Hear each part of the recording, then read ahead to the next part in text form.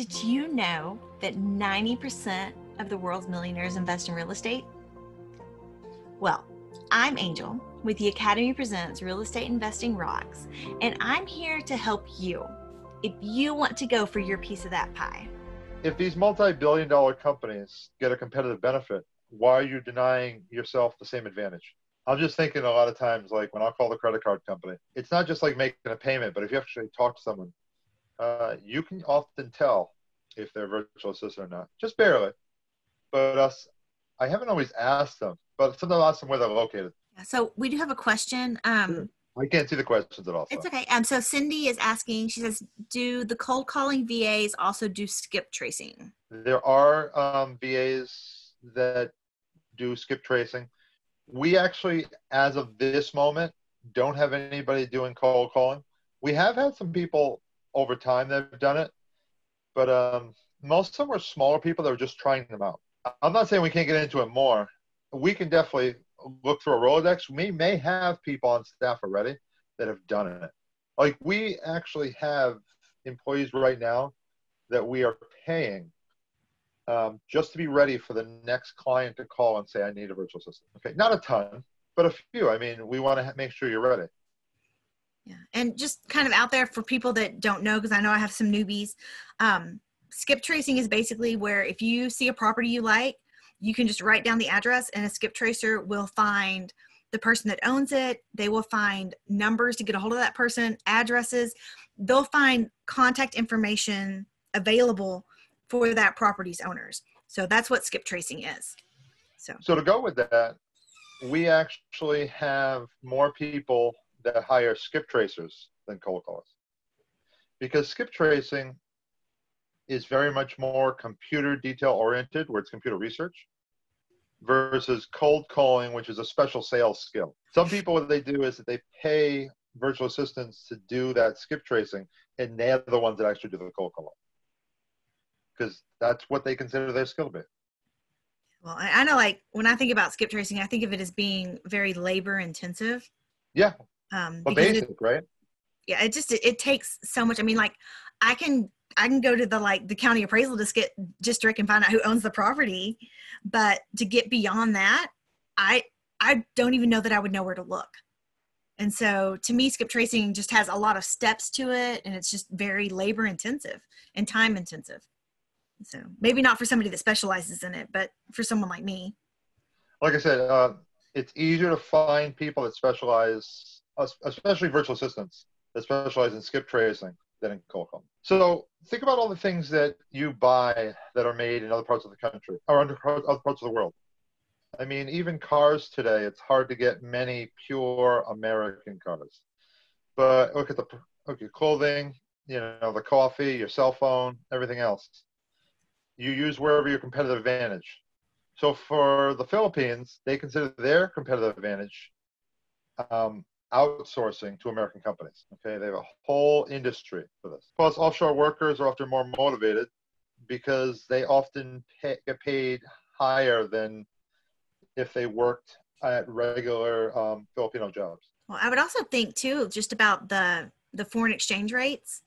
The U.S. dollar not only goes like further, but it's valued higher. Which people may say, how's the U.S. dollar valued higher? We just printed how much money? But globally, it is still a pretty strong currency. It's a very strong currency. I see that just because I do a lot of the paying. I specifically pay all the employees, So I have seen it getting slightly weaker in the last month or two, but it goes in cycles. Yeah. Yeah. So think about this whole concept of using other parts of the world. Why did Columbus go west? He wanted to find a fast trade route to India. We have Europeans who wanted goods from India, so Columbus went that way. And where did he land? He landed in the islands, south of Florida, the Caribbean. And this little comic says, is this India? So basically, you got real agent helper, and they're helping you the same way. You're using resources from other parts of the world. They're getting good money, and you're getting a better rate than what you get here. So here's more example of the outsourcing, the whole concept of globalization. Okay, car made in Japan or Korea or anywhere else. Cell phones obviously always made in China nowadays. I see another spelling mistake. I'm counting how many spelling mistakes. Brazilian coffee. Not bad. We're giving them 48 hours notice to make this. Jeans, they say made in Indonesia. Shoes in Vietnam. These are just examples. Basically, here in America, there are certain things that we're good at. Okay, we're good at creating new ideas. We're good at sending those ideas around the world. I mean, think about it. Apple's an American company. Hewlett Packard's an American company. Dell's an American company. So there's a lot of great things like that. But we're not producing this stuff here. Just like in the Philippines, that's where a lot of our virtual assistants come from. Yeah, well, it's why so many labor-intensive products, clothing items, shoes, a lot of those more labor-intensive items are sent to areas that have many hands. So China, India, and you hear people that get so upset because they feel like we're exploiting. But even though the pay rate is not the same, the conditions aren't the same either. So just like you were showing with minimum wage, which was a huge eye-opener to me, just like we have different costs of living in areas here within the United States, other countries have different costs of living as well. So $10 here might barely buy me a meal, but $10 in India might buy a whole family a meal. Or yeah, in the cost Philippines. of living is definitely different in other parts of the world. Think about it, there's over 8 billion people on Earth, and at least 1 billion people are living on less than $1 a day. It's hard to fathom because of what the dollar is worth here. Yeah. So I would have to be more familiar with what a dollar is in other countries to really be able to envision that. Well, when I said that, I'm talking about the American dollar. Oh, I know. Yeah. But I mean, like, I know what an American dollar is worth here. I have no clue what it's worth in other places. My partner, Pedro, would be able to explain it more because he went, owns this company. He actually owns his own translation business, online translations. And he's been using virtual assistants for, 7 or 8 years. And he actually went to 18 countries between January and March. Holy night. Yeah, this was before the whole COVID shutdown. Right now he's back in the United States. But I mean, he went skydiving Dubai. And, he'd call me on the phone. He's like, hey, just checking in the business. How are we doing? I said, everything's working fine because we have staff. We have a whole human resources team in the Philippines. What should you be doing? You should be directing your efforts at finding and keeping customers and delegating those tasks, the basic ones, bookkeeping, project coordination, email response, all to a virtual assistant. So closing points here. I think Pedro added this one. You need a virtual assistant because you don't have to become enslaved to your business the more successful you get. The Japanese actually have a word for it, working yourself to death, karoshi. He actually spent 6 months with his girlfriend in Japan, running an online business. To have a business, you need to focus on growing your client leads, or depending on what part of real estate you're doing, keep looking at deals, finding things, researching things. Some of those things you can do yourself, but there's some things that you should be sending off to other people. Okay, you can't be doing everything. There's only 24 hours in a day. Before I started growing real estate, I was working 7 days a week. I had a full-time job as a teacher. I had a part-time job in retail. Plus I had kids in the house and everything else. Then after I started to buy some property, I was able to leave one of those jobs. And now I just hang out and do this, half hour a day, stuff like that. This is the longest I'll worry about real agent helper in the next 2 weeks, probably, which is fine. Maybe not. Maybe picking up some leads. Well, yeah, but I actually won't. I mean, I'll talk to anybody that wants to, but overall, we have a human resources team. Oh, duh! Your VAs are going to answer the calls. Okay. Yeah, I mean, sometimes I'll answer the calls directly, or I'll deal with emails. But overall, if they say that, Angel, say that you came to me tomorrow and said, you know what, I loved your presentation. I want to start somebody next week. And so I'll have you send me an email with the top 3 things that you need a virtual assistant to do. And then I'll send it to the human resources, and they'll look through the people that we're already paying that don't have a client right now. and I'll say, okay, is there anybody on that list that can be in the interview? And you schedule a time next Monday to do an interview, or Tuesday because the 4th of July. What would happen is that we'll get you a list of 3 or 4 people, and then sometimes I'm on interviews and sometimes I'm not, because I don't want to be on all the interviews, because if you keep hiring people, I don't want to be this. I don't want this to take up my life. I don't want real estate to take up my life. Do I love real estate? Yes, but it can't be 24/7. You can only spend so much time on real estate before you get tired of it. You don't want to get. You just talked about getting burned out. Yeah. Well, and then that's kind of, I think that we're hitting that point, because I'm trying to get our educational platform more known. As the face of that, it means that I'm the person on social media, and my personal thoughts on hiring a VA to take care of some of the social media is that I am paranoid that that a conversation is going to occur and I'm not going to see it. So I'm not going to remember it. And I'm going to be somewhere and somebody's going to walk up to me and be like, hey, remember that conversation we had? And I'll be like, oh. But I know that, and I've had other friends tell me too, that at some point you just got to kind of give up the reins some, because you can't do all of the social media platforms and be present 100% of the time. You just can't be. It's not even something to try and aspire to. We have a couple of clients that are a little bigger that I've never got permission, so I won't mention their names. But there are people that are all over the space, the real estate space, that use virtual assistants. Okay? It's funny because once in a while, I'll get a LinkedIn message from someone that's we know owns thousands of units. And they're like, oh, hi, just want to link up with you with LinkedIn and everything else. So I respond back. It's like, yes, we've actually met before. I know exactly who you are, this and that. So then what's cool, though, is that the virtual assistant can see and sends the message to the actual person. And the actual person does respond, which is cool. They're like, oh, yeah, hi, Frank. How you doing? Yeah, so I know some people that use VAs on different social media platforms. And sometimes I'm like, oh, am I going to interact? Am I going to engage? It's not really this person. So it's not perfect, but like you said, you only have so much time in your life. Well, and you want to engage, even if you know, because you're still helping that person build their business and build their presence. And you would hope that when it's you, they're going to reciprocate that. Like I said, I won't mention any names, but we do have a few people that are bigger that use our virtual assistants. All right, so think about it. You can hire affordable help without lowering your standards in regards to service quality. You get to interview 3 or 4 people that we've already gone through and made sure they're quality. We look at all their background. And if you choose 2 weeks from then to say, you know what, this is not working out, that's fine. We can give you other interviews or we can part the relationship, which is really cool. But it's the same way when you hire someone. If you want to hire a secretary or virtual assistant right there to work in your office every day, it's not going to be 100%. You know, you might find out after the second week that they drink too much coffee and their feet smell, you know, so it's just crazy. Ew.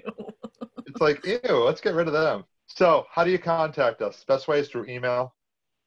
Check out our website. You can call. I do pick up sometimes. Sometimes it goes right to voicemail. Pedro might pick up sometimes. One of our virtual assistants might pick up. But the best way is through email. We have an Instagram. We have Facebook. You can contact us any way you want.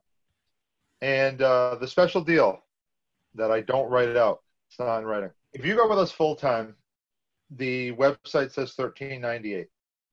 We charge friends and family $1,200 a month. Okay, so $1,200 divided by 4 weeks is $300 a week. Divided by 40 hours is $7.50 an hour. Wow. You're basically getting someone that's quality, that's going to handle all of your social media if you want, or all your email if you want, or anything else for about the price or less than minimum wage. Pretty cool. Now, part-time, we don't offer as steep of a discount, but instead of it being $850 like on the website, it's $800 or $797. Ends up being just under $10 an hour, 20 hours a week. Besides Angel having me on, we really don't advertise that much. This is only like the second or maybe the second time I've actually spoke something like this. Just going with the concept that we're trying to grow slowly, we're trying to grow with quality, and we build relationships. Some of the deals I've done in real estate, it's because of this real agent helper. Okay, there are people that have brought me into deals because they have our virtual assistant. Not because I secretly know what they have going on or something like that, but because we've built a relationship and I'm already helping them in one way, so they're helping us back. Yeah, well, and just kind of bouncing off of that too. I forget who quoted it, but it was like, if you help enough people, eventually you're going to succeed. And so I don't have a VA services company, but I do try to connect people because like getting to know people is my superpower. It's something I really enjoy doing. And so one of my joys is just helping connect people. And I'm hoping that somewhere along the way, either through a YouTube view or we're actually going to be doing podcasts probably within the month. So most of my YouTube content is going to be translated into podcasts. So hopefully I'm going to be able to help you get some leads through this process, word of mouth, YouTube podcasts. So hopefully I help you. And obviously you've helped me because I've learned more about what your company does and what we can take care of, like appointments, because those tasks are, they're just low on the totem pole for me. And so I take care of a lot of other stuff, and it would also just free me up because I think, and Jason and I, that's my husband, we actually had this conversation yesterday. He was like, I think sometimes you just forget to help us, because I get so tied up in helping others and trying to connect people that sometimes I forget that we're important too. So that's something that I need to work on. And you're very much a giver. So you're just going to remember that some of that charity starts at home too. Oh, I know. It's one of the reasons why I actually resigned from teaching was because you can only give so much before it starts affecting your health, mental, physical, all of it. So yeah. So I went from the classroom where I overgave to now I'm in this doing the same thing. We're both former, we're both educational dropouts. I still teach college, and by having this educational platform, I still get to fill that gap in my educator heart. So I was just able to translate it. We do it through our podcast, so the Cash Flow Kings. So yeah. So well, you're doing the same thing. It's that educator heart and that desire to just get information out there for as many people as you can, so that you can help as many people as possible. And I think that was one of the other driving forces to me, was that sure, I can help 115 kids every year, or I can get in a platform like this and help thousands of people. And so that was kind of the impetus behind moving in this direction. And I still love my students. My students are actually parts of my community because they remember in class when I would say things like, I don't know a millionaire that's not in real estate. And they'd be like, what, miss? It's like, oh yeah, I do not know a millionaire that isn't invested in real estate. And so I do have some of my students on my Facebook. They're in my community because they want to learn it. They want to have some money too. They want to have their paper. I mean, so they see it as an opportunity to get out of their situation. I've definitely helped some former students in real estate. There's actually the first year, we're actually doing a flip right now where we're probably going to use him as a listing agent. And that'll be the first time that I've directly made a deal with a former student, which is really cool. Well, and I've got some of my former students just hit high school. I have some that have one of my former students is actually one of my sorority sisters. She just graduated from college. And then I have another former student that has like twins now and some other babies. And so I've been teaching since 2003. So I've got a pretty wide range there. But what's awesome about being an entrepreneur is it's a lot about win-win. So you're helping them, they're helping you. Just like this real agent helper. I mean, we're helping others and they're helping us, and we're also helping. It's not just our client, we're helping our employees. Our employees are very thankful. We, especially the one that survived the tsunami, she was amazingly grateful that we kept the job for her. We told her, we said, when you're ready, even if the client has moved on to a different virtual assistant, you are a good employee. We will keep you. Oh, see, that's just beautiful. And I think that just, I don't know, getting into this space, we've been in this particular space for about 2 years now. We were kind of on our own before.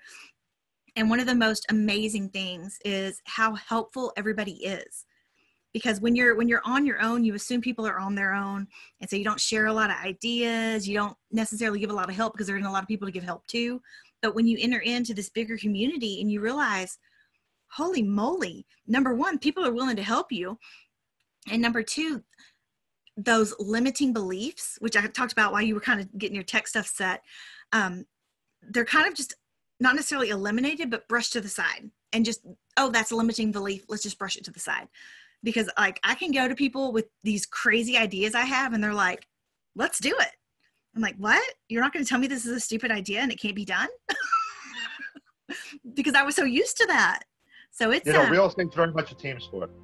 I mean, not everybody's like that, but it's a lot of benefits, a lot of good people. Yeah, it's been amazing, to say the absolute least. But just thank you for coming today and for sharing about your business.